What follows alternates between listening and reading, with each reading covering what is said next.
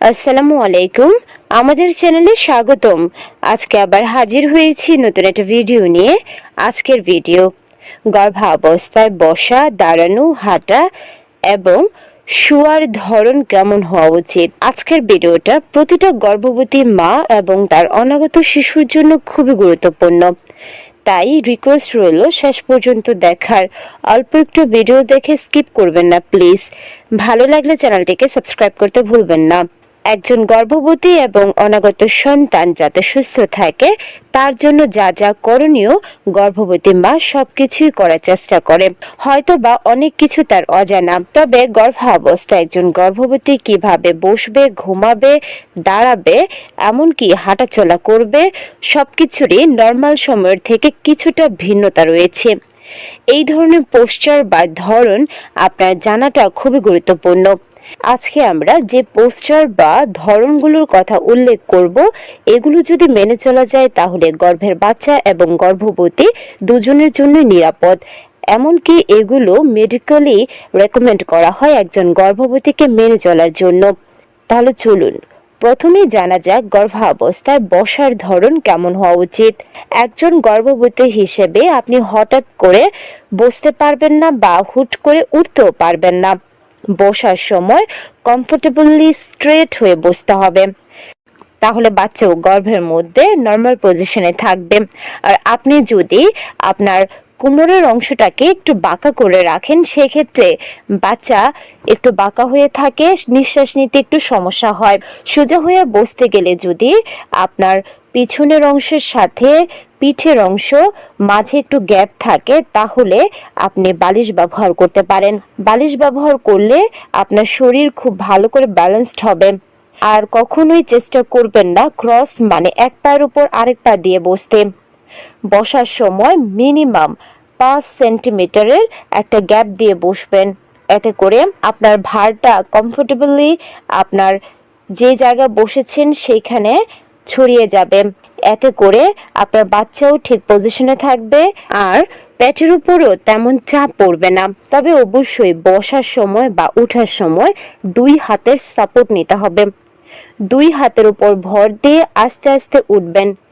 একই সাথে উঠে যাবেন না বা বসে পড়বেন না। নিচে বসে যদি কোনো কাজ করতে চান তাহলে তার আবার 3টি আলাদা ধরন রয়েছে।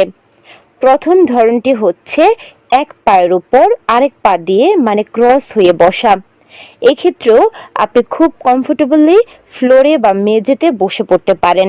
দ্বিতীয় পজিশনটি হচ্ছে প্রজাপতি ধরন, মানে আপনার 2 পায়ের গোড়ালি একসাথে সামনের দিকে রেখে বসা, যেমনটা আপনারা ভিডিওতে দেখতে পাচ্ছেন। বসার 3 নম্বর ধরনটি হচ্ছে স্কট পজিশন। এই পজিশনে আপনার 2 পায়ের মাঝখানে বেশ অনেকটা জায়গা ফাঁকা রেখে হাঁটুর উপর ভর দিয়ে বসা। বাটারফ্লাই আর স্কট পজিশন নর্মাল ডেলিভারির ক্ষেত্রে এক্সারসাইজ স্বরূপ কাজ করে। এতে করে আপনার স্ট্রেংথ বাড়ে, নর্মাল ডেলিভারির জন্য নিচের দিকে পুশ করতে সহায়তা করে। তাছাড়া গর্ভাবস্থায় বাথরুম ব্যবহার করার ক্ষেত্রেও আপনার পাটা একটু উপরে রাখার চেষ্টা করবেন। এতে করে আপনার ব্যালেন্সড হবে, পেটের উপর কোনো চাপ পড়বে না। এখন জানাবো গর্ভাবস্থায় হাঁটা বা দাঁড়ানোর ধরন কেমন হওয়া উচিত। গর্ভাবস্থায় দাঁড়ানোর জন্য আপনাকে অবশ্যই মিনিমাম একটা ডিস্টেন্স রেখে দাঁড়াতে হবে। অবশ্যই সেটা 5 সেন্টিমিটারের কম নয়। এতে করে আপনি কমফোর্টেবলি দাঁড়াতে পারবেন। এমনকি আপনার মেরুদণ্ড বা পিঠের পোষণটা সোজা রাখার চেষ্টা করবেন। অতিরিক্ত সামনের দিকে বা পিছনের দিকে ঝুঁকে দাঁড়াবেন না। এতে করে পেটের উপর চাপ পড়বে, আপনি পড়েও যেতে পারেন। তাছাড়া বাচ্চাও কমফোর্টেবল ফিল নাও করতে পারে। তাই অবশ্যই দাঁড়ানোর সময় সোজা হয়ে দাঁড়াবেন। যদি দাঁড়াতে খুব কষ্ট হয় তাহলে আপনার হাত দুটো কোমরের দিকে রেখে একটু সাপোর্ট দিয়েও দাঁড়াতে পারেন। হাঁটার সময়ও সেম একই ফর্মুলা অ্যাপ্লাই করতে হবে, মানে মিনিমাম একটা ডিস্টেন্স রেখে আপনার দুটা পা সামনে পেছনের দিকে চলতে হবে। আর অবশ্যই খুব জোরে হাঁটবেন না, আস্তে আস্তে হাঁটবেন এবং আপনার পায়ের পাতার উপর ব্যালেন্সড করে হাঁটতে হবে। যদি পায়ের পাতার উপর ভর না দিয়ে আর মিনিমাম ডিস্টেন্স না রেখে হাঁটেন, সেই ক্ষেত্রে স্লিপ খাওয়ার সম্ভাবনা বেশি বা আপনার হাঁটতে সমস্যাও হতে পারে। এখন আমরা জানবো গর্ভাবস্থায় শোয়ার ধরন কেমন হওয়া উচিত।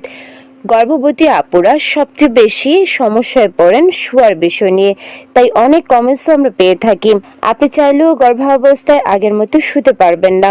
উপর হয়ে, চিত হয়ে বা কাত হয়ে শোয়া একেবারেই চলবে না। গর্ভাবস্থার শুরুর দিকে যদিও বা আপনি উপর হয়ে শুতে পারেন, তবে শেষের দিকে বিশেষ করে যখন আপনার পেটের পরিধি বাড়তে থাকবে তখন অবশ্যই উপর হয়ে বা চিত হয়ে শোয়া যাবে না। গর্ভাবস্থায় ঘুমানোর জন্য সবচেয়ে বেটার পজিশন হচ্ছে আপনি বাম পাশ হয়ে শোয়া। তবে অবশ্যই শোয়ার সময় চেষ্টা করবেন সোজা হয়ে, মানে স্ট্রেট হয়ে শোয়ার জন্য। এতে করে আপনার মেরুদণ্ড, আপনার গর্ভের বাচ্চা, তার সাথে পেটের উপর কোনো চাপ পড়বে না। তবে গর্ভাবস্থায় শোয়ার সময় আপনার অবশ্যই বালিশের সাপোর্ট নেওয়া জরুরি। আপনি একটি বালিশ আপনার দুই পায়ের মাঝে রাখতে পারেন, আরেকটি বালিশ আপনার ব্যাক সাইড মানে পিছনের দিকে দিয়ে সাপোর্ট দিতে পারেন। মোট কথা 3 থেকে 4টা বালিশ আপনি ব্যবহার করতে পারেন কমফোর্টেবলি ঘুমানোর জন্য।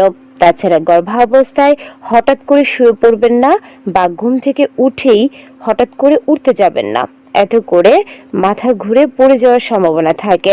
তবে অবশ্যই আপনি বাম পাশ ফিরে ঘুমানোর চেষ্টা করবেন, আর বাম পাশ ফিরে যদি না ঘুমাতে পারেন তাহলে ডান পাশ ফিরেও ঘুমাতে পারেন। উপর বা চিত হয়ে ঘুমানোটা অ্যাভয়েড করতে হবে, এতে করে বাচ্চা অক্সিজেনের অভাবে ভোগে বা আপনার শরীরে রক্ত সঞ্চালনও সঠিকভাবে হয় না। গর্ভাবস্থায় অনেকেরই রাতে ঘুম হয় না, বিশেষ করে শরীরে বিভিন্ন জায়গায় ব্যথা বেদনা আপনার ঘুম কেড়ে নিতে পারে। তাছাড়া শারীরিক দুর্বলতা, গর্ভাবস্থায় ক্লান্তি, মন খারাপ এগুলো তো আছেই। তবে রাতে নিরবিচ্ছিন্ন ঘুমের জন্য আপনারা কিছু ট্রিক্স অ্যাপ্লাই করতে পারেন। তার মধ্যে অন্যতম, আপনার যে জায়গায় ব্যথা করছে সেখানে ম্যাসাজ করতে পারেন। রাতে ঘুমানোর আগে হালকা কুসুম গরম পানি দিয়ে গোসল করতে পারেন। এছাড়াও 1 গ্লাস গরম দুধের সাথে 2 চা চামচ পরিমাণের মধু আর হাফ চা চামচ একদম ফ্রেশ হলুদের গুঁড়া মিশিয়ে খেতে পারেন। এগুলো আপনার নিরবচ্ছিন্ন ঘুমের জন্য বেশ কার্যকর, এমনকি বৈজ্ঞানিকভাবে প্রমাণিত। আশা করছি ভিডিওটা দেখে ক্লিয়ারলি বুঝতে পেরেছেন। একজন গর্ভবতী হিসেবে নিজে ভালো থাকার জন্য আর গর্ভের বাচ্চাকে সুস্থ রাখার জন্য বসা, দাঁড়ানো, হাঁটা, এমনকি ঘুমানোর পোস্চার বা ধরনগুলো মেনে চলাটা কতটা গুরুত্বপূর্ণ। ভিডিওটা ভালো লাগলে চ্যানেলটাকে সাবস্ক্রাইব করতে ভুলবেন না। আজকের মতো বিদায় নিচ্ছি। আল্লাহ হাফেজ।